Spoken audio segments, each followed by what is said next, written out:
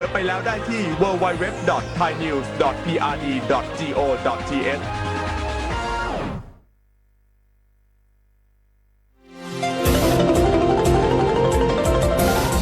วิทยุแห่งประเทศไทยให้ความรู้คู่ความสุข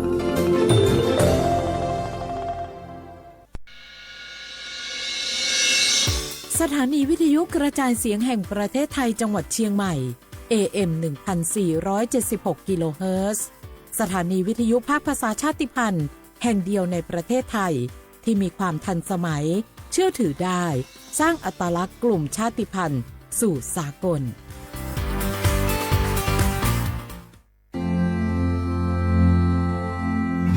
รากฐานสังคมไทยตั้งแต่อดีตจนถึงปัจจุบัน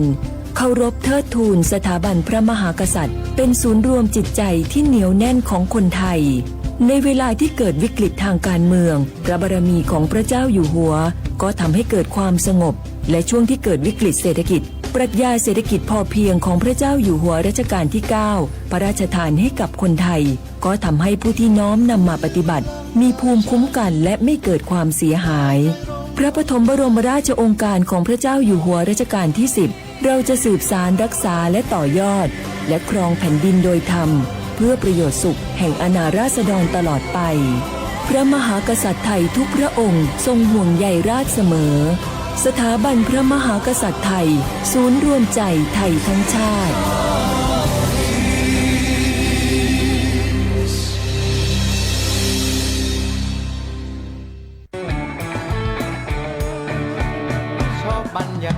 มาพี่ชนแม่วันนี้ปาร์ตี้กันให้สุดๆกันไปเลยจัดไปไหมเมาไหมครับหรอพ่อกลับบ้านได้แล้วเดี๋ยวพรุ่งนี้ก็ต้องไปส่งลูกไปโรงเรียนแต่เช้าอีกจะดื่มอะไรนักหนาเนี่ยนะตื่นไว้อยู่แล้วจะอะไรกันนักกันหนาขอสนุกกับเพื่อนหน่อยดิเหนื่อยมาทั้งวันแค่นี้นะพี่ไปร้านอื่นต่อไปก็ไปพี่ทำไมรถคันนี้มันขับช้าจังเลยอะแซงไปเลยพี่แซงไปไฟแดงก็พาไปเลยพี่ตรงเนี้ยมันไม่มีกล้องไม่โดนจับชัวร์เอาวะไปก็ไปเฮ้ยพี่ระวังรถบนท้องถนนการตัดสินใจพลาดเพียงครั้งเดียวอาจไปถึงความสูญเสีย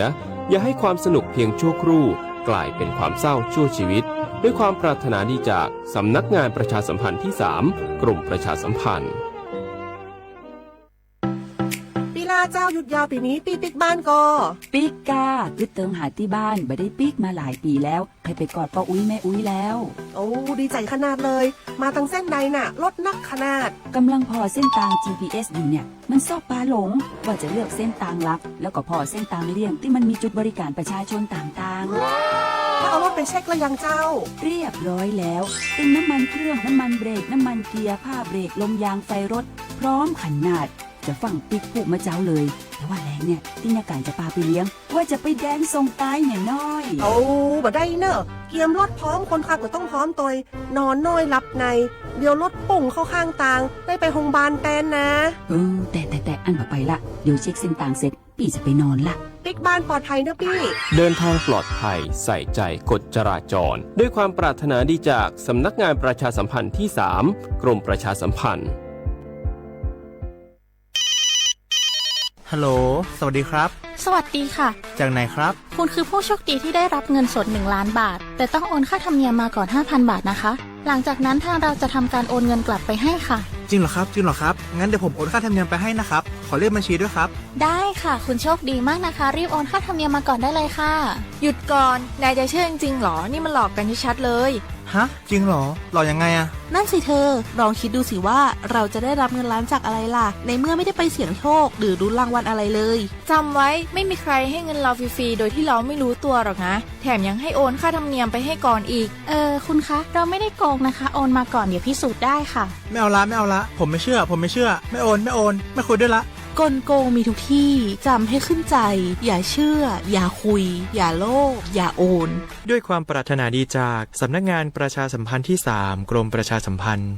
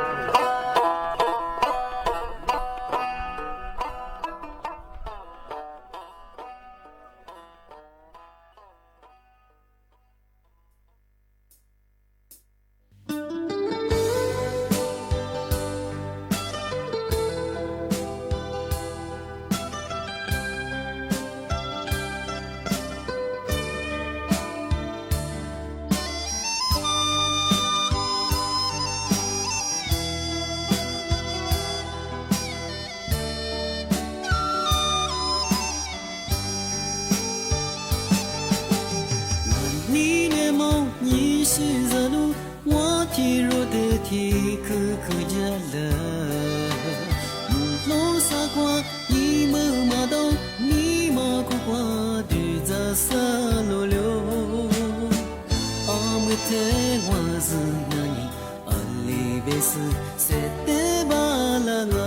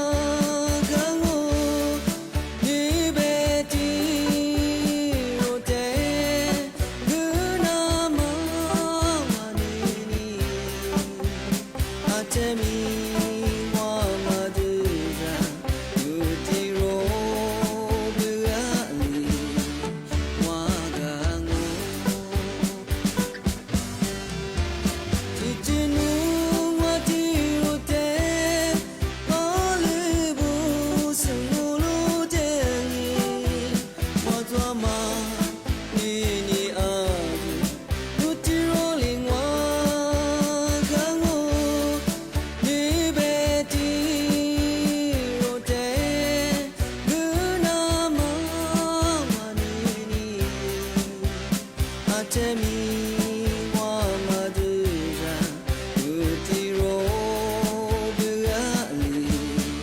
ว่ากังโง่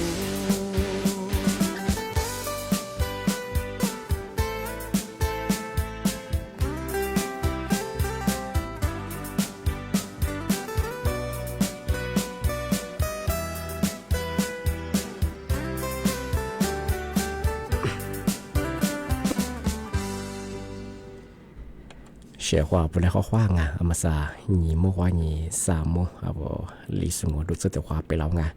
เอาลิสงประกาศกุบทาเชียงใหม่ดังอ่ะสถานีวิทยุกระจายเสียงให้ประเทศจังหวัดเชียงใหม่ไงอาทิตย์ทาววิทยุโดยจำไงยี่ระบบยา AM ยี่ความถี่เบอร์ที่ตุลิยาฉีดสื่อโชว์ให้วัดดูจับอาทิตย์ทาวระบบไลฟ์สดกระจายง่อยยี่ Facebook เพจเบอร์สวทเชียงใหม่ AM 1476กิโลเฮิรตซ์ไงแน่ๆเบอร์ฉุบมัวขวานี้เจมัวตัวขวาโดทีมูลไม่เคยหนีมัวขวานี้สามโมงอ่ะแน่ๆตัวขวาทีมูลตัวขวาหนาทีเนี่ยขวานี้หนาเนี่ยใส่ที่ดวงงงานี่ไม่ถึงยังโง่ไม่ยาเอาลิสูอาบาไปเหรอบอกคือพลักกางอ่ะไปเหรอนี่ไม่ถึงมาเหรอลีฮาหนีซื้ออย่างนี้นี่ไม่ถึงมาเหรอหลูยังไงยุโคหนีโตหนีจังหวะโคอะไรแบบว่าไทยอาบามันจะเหรองัวฮะหนีซื้อนี่ไม่ถึงมาเหรอวันอังคารที่20เดือนพฤษภาคมพศมาเหรอ25เข้าไปด้วยความมาโง่งาอาทิตย์นี้นี่มีที่มุลเฮงอ่ะเอาเสียข้อเธอมาปีมาสุดจริงใช่ไหมเพื่อเอามาสาด้วยรัฐมนตรีว่าการกระทรวงมหาดไทยไงเท่ารัฐบาลยากว่ากุลาเทียาว่าระบบแจ้งเตือนมาคืออันนี้กุลาหัวหาสิเงี้ยหัวหาสี่เงี้ยอาทิตย์หัวหาสื่อสารเงี้ยหัวหาเงี้ยจริงหัวหาสิเงี้ยที่ยังหัวหาสื่อสารเงี้ยว่ายาเธอกระทรวงมหาดไทยจริงอ่ะอาทิตย์อย่างคือกรมป้องกันที่อย่างคือบรรเทาสาธารณภัยไงปพบ้างไงยากว่ากุลาที่ทดสอบระบบแจ้งเตือนเสียบอกแค่ว่ามังอ่ะอาทิตย์บ้างมันอย่างคือเมื่อสายรัฐบาลแบจำเบอร์ที่กุลาวันที่2จีวันที่7จริงไงที่วันที่13ไงที่กุลาหัวหาคนในยากว่าทดสอบระบบยังมาคืนยาที่ยิ่งกุ้ยใช่ไงที่เป็นอย่างคือมาสายาที่เดงออันเด็ดทอดชามาคือยาที่เดสู้กับกุ้ยนี่ที่เดเริ่มพัฒนายาใช่ไงที่เป็นอย่างคืออันนี้อย่างคือที่ชีฮา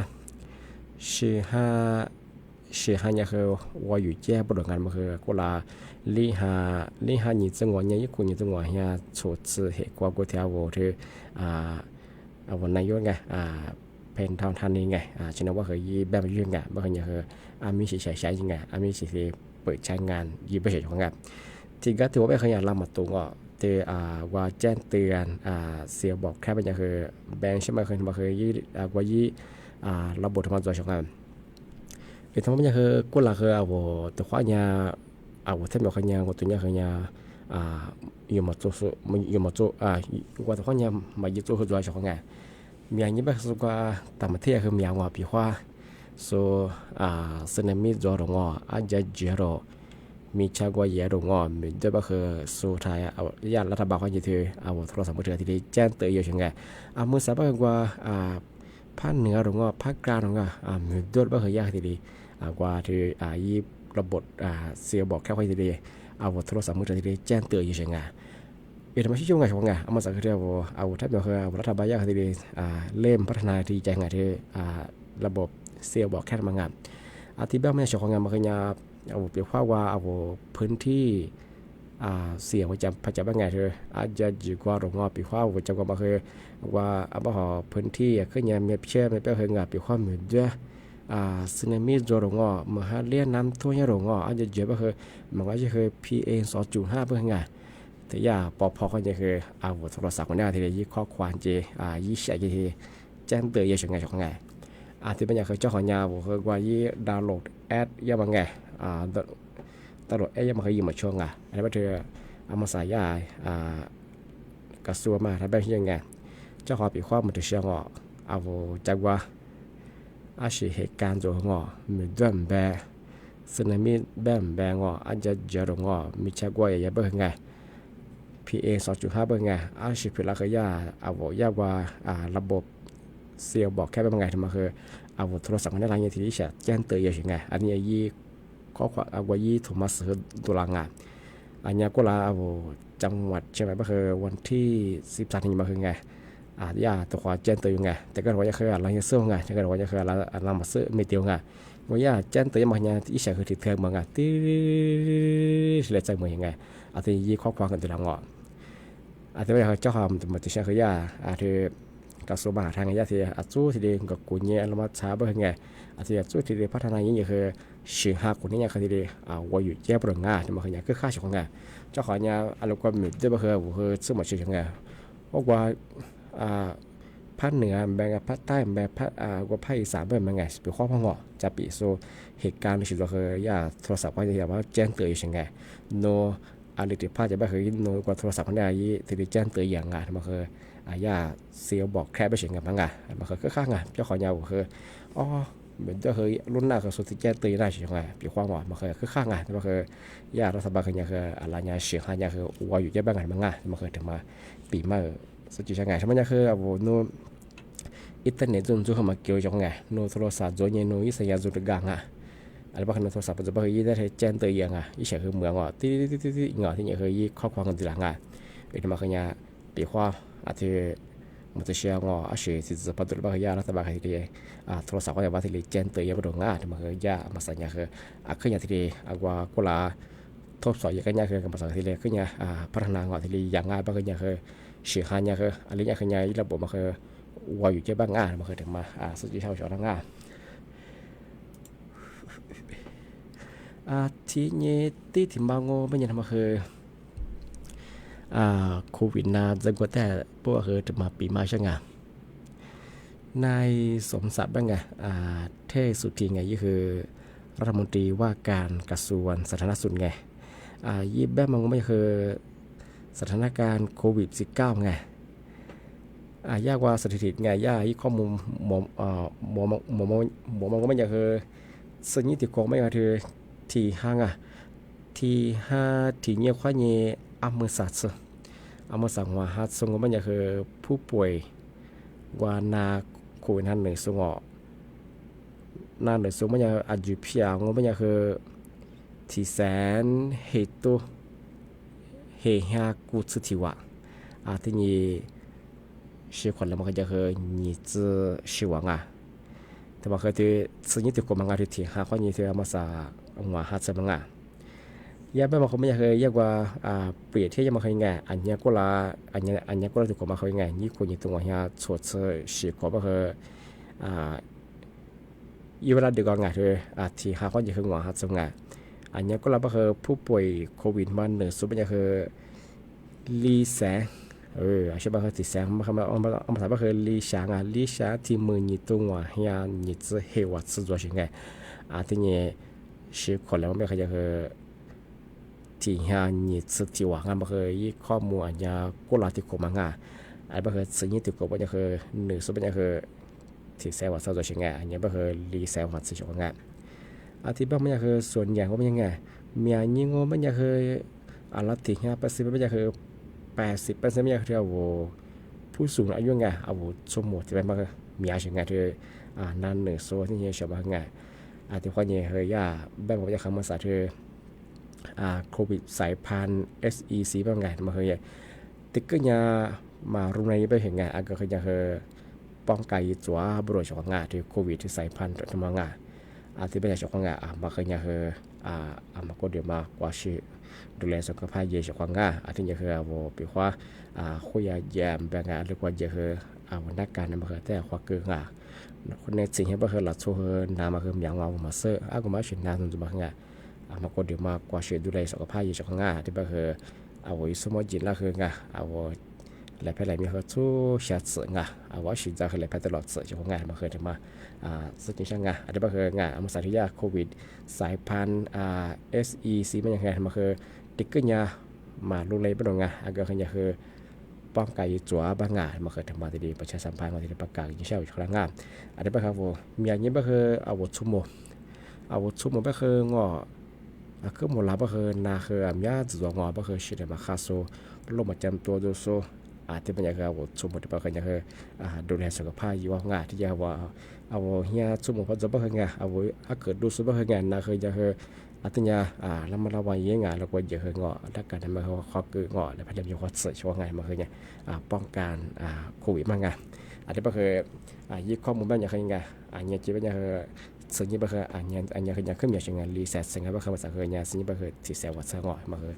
ยึดข้อมูลที่โควิดนั่นจากบางงานที่ถึงมางอไม่ยายาสำนักงานตำรวจเฮงไงแจ้งเตือนเอามาใส่ก็คือกลุ่มมิชาชีเหือคือยังงอที่เรียกโทฟละคือลาคือจะลามาคือเมียงอ่ะมาใส่ก็คือถึงกระตุ้นว่าโทฟละยินโนยาเราวันที่1เอามาใส่โนยาผู้โชคดีไปเห็นเนี่ยฝวัติล้างเกือบเป็นยังไงที่ไปเห็นโนยาค่าธรรมเนียมยังงอตัวบอกก็เถอะอุฟเราแบบว่าเฉยไงโนติละบาเพราะว่าจะคือ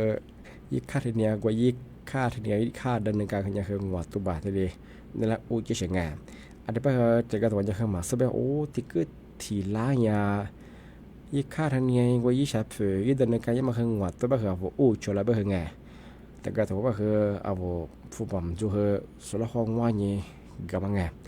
ว่าเราหัวตัวมันจะได้ว่าเพราะว่าเนี่ยที่เหมือนสมมติเกย์เป็นไงเฉพาะไงมันคือยาอาจจะสัญญาคือมาโจ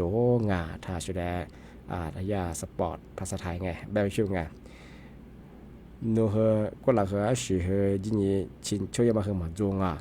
อาชีพว่ามาคือมาจงช่วงไงที่จากที่นั่นนะโซน่าทุกฝ่ายเนี่ยเนี่ยผู้โชคดีเป็นยังผู้บาดเจ็บล้าบาดแผลเป็นยังอาทิตย์นี้นั่นแหละค่าที่เนี่ยบุญจะมาคือยังตัวมาคือยังมาโจไปช่วงไง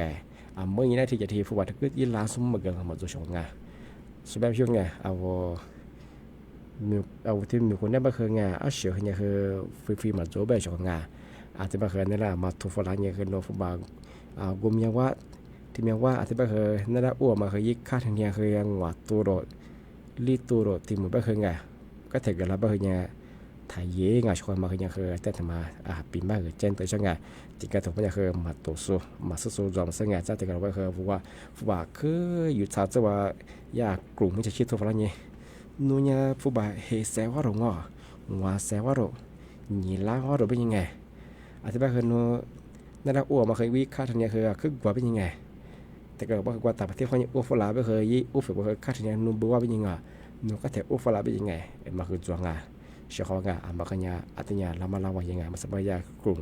มิชาชีพคือกว้างมาคือจะบอกช่องเนี่ยแม่ขยะคือเปิดไง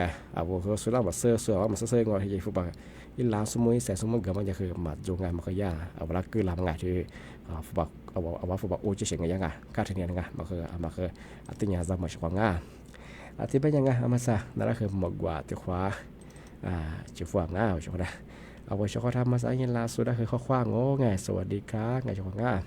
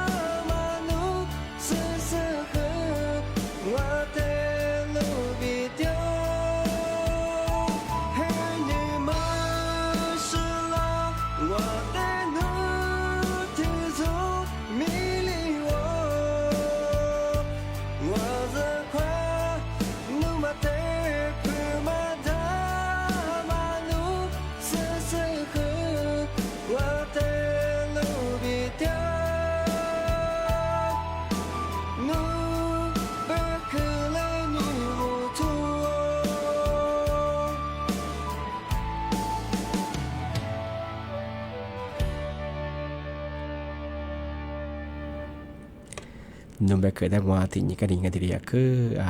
ทีนี้นั่นนะยังทีนี้สิจะมาก่อนจะมาง่ายทีแบงค์ไม่ยังชงงานมาคืออาชีพนับปีมาคือไงเอาโควิดนั่นจะก็มาคือยังไงเอาที่นาเธอที่ติดจะมาคือที่คือมาโรงแรมแบงค์ขวาคือจะคือป้องไก่จัวบริษัทงานมาคือมาคือ ถ้าจุดดังงามาก็เดี๋ยวมากว่าชีวิตดูแลสุขภาพงาอย่าไปคือมาเช่นเนี่ยขันเชื่อบ้างไงมาดามาอยู่ว่าเช่นไงนุฟบาอามีแสอามีลาจะคือสุขภาพที่เขามาคือโนวุมันน่าจะว่าไงเช่นเดียวกันใช่ป่ะคือนุกูดินนุกว่าใช่ว่าไง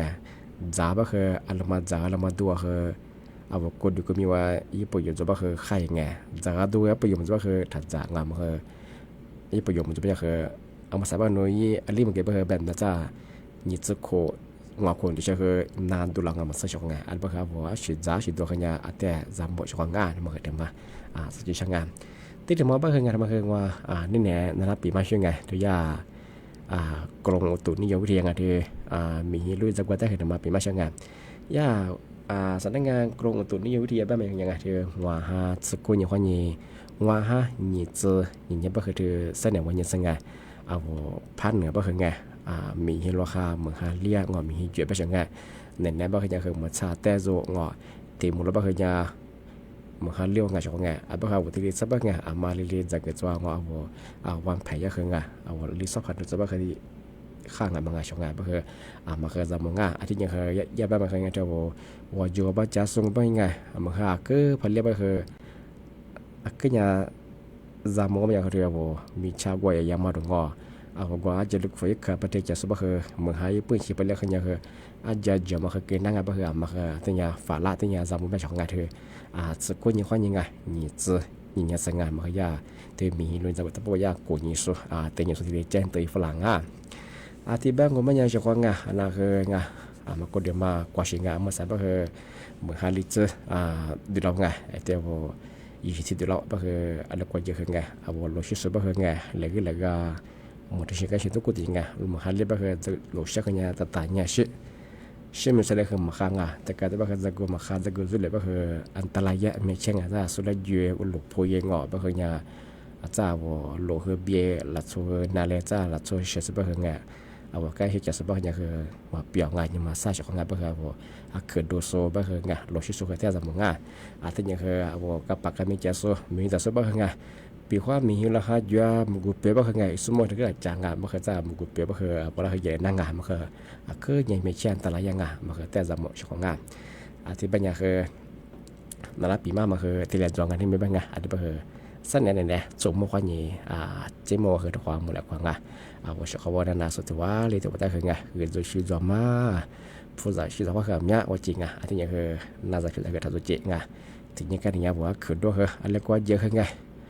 ว่าจะว่าดูเจ๊งผมมีรู้จักโซ่คือไงเนี่ยว่าเจ๊งชอบไงที่นี่ทีนี้กันนี่เขาคว้ากุยเจ๊งอันนี้คือสั้นเนี่ยสมมุติว่านี่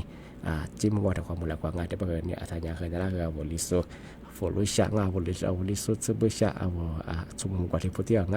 อาจจะคือเสน่ห์เนี่ยสมมุติว่านี่จิมว่าเราหมดแล้วความเขาคว้าสวัสดีครับ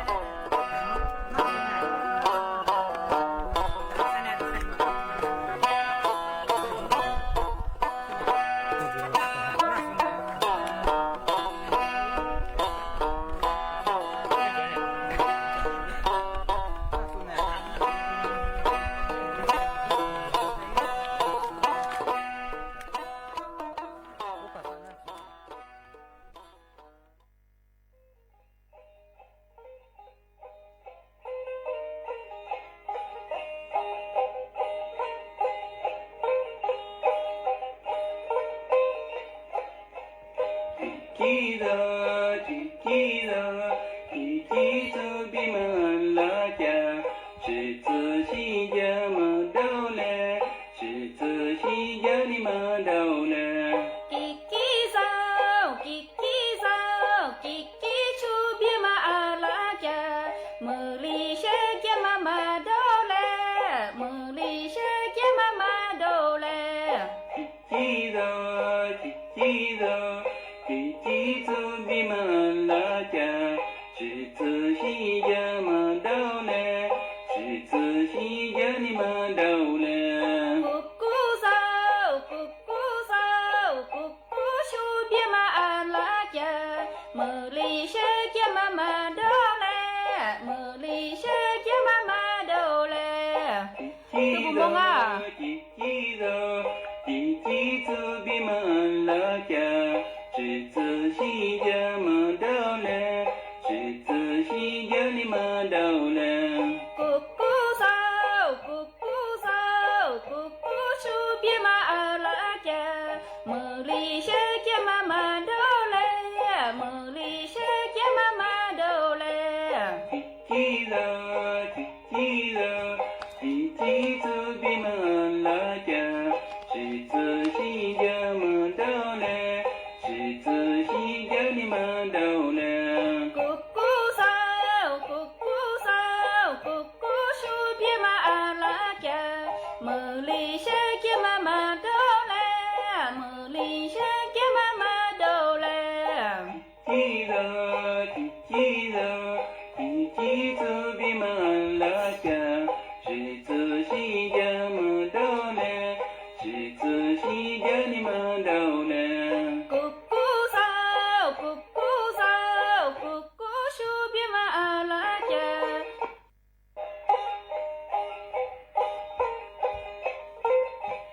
mơ li she ke ma do le kiki da kiki zu bi ma la ja shi zi xi ya ma dao le shi zi xi ya ni ma dao le kiki sao chu bi ma la ja mơ li she ke ma do le mơ li she ke ma do le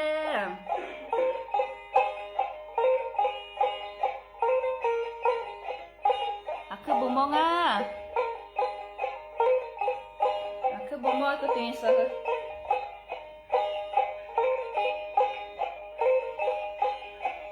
chu bi ma la ja mơ li she ke ma do le mơ li she ke ma do le kiki da kiki zu bi ma la ja shi zi xi ya ma dao le shi zi xi ya ni ma dao le cuckoo sao chu bi ma la ja mơ li she ke ma do le mơ li she ke ma do le ya ma ba mai kiki da kiki zu bi ma la ja shi zi xi ya ma dao le shi zi xi ya ni ma dao le cuckoo sao chu bi ma la ja mơ li she ke ma do le mơ li she ke ma do le kiki da kiki zu bi ma la ja shi zi xi ya ma dao le shi zi xi ya ni ma dao le cuckoo sao chu bi ma la ja mơ li she ke ma do le mơ li she ke ma do le kiki da kiki zu bi ma la ja shi zi xi ya ma dao le shi zi xi ya ni ma dao le cuckoo sao chu bi ma la ja mơ li she ke ma do le mơ li she ke ma do le kiki da kiki zu bi ma la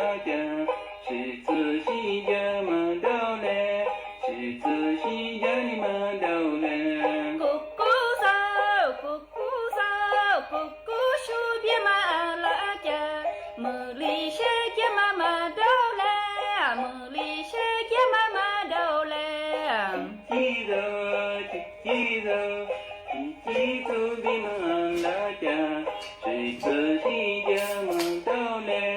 是自西家的嘛到嘞。咕咕烧，咕咕烧，咕咕手边嘛阿拉家，梦里是给妈妈到嘞，梦里是给妈妈到嘞。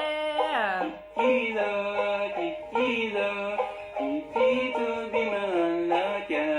是自西家嘛到嘞，是自西家的嘛到嘞。咕咕烧，咕咕烧，咕咕手边嘛阿拉家，梦里是给妈妈到嘞，梦里是给妈妈到嘞。记得，记得，记住的嘛阿拉家，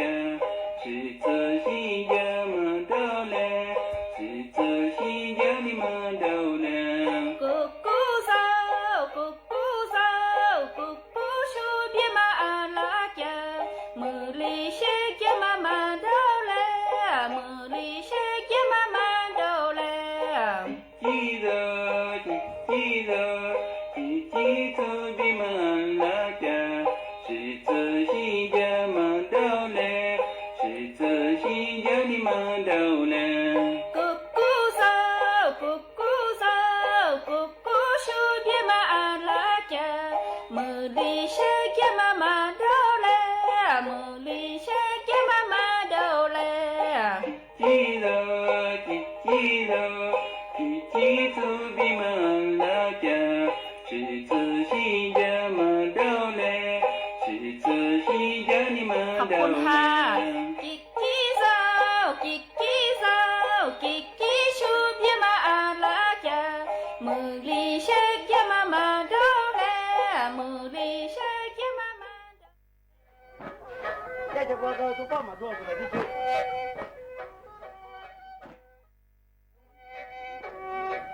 这个放在网里。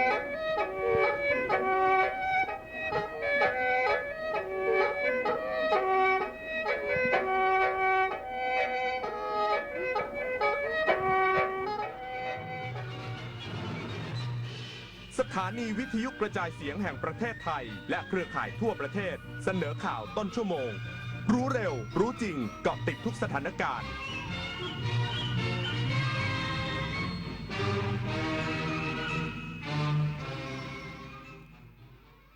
รับฟังข่าวต้นชั่วโมง 15 นาฬิกากับชลธร ตัญญาครับรัฐมนตรี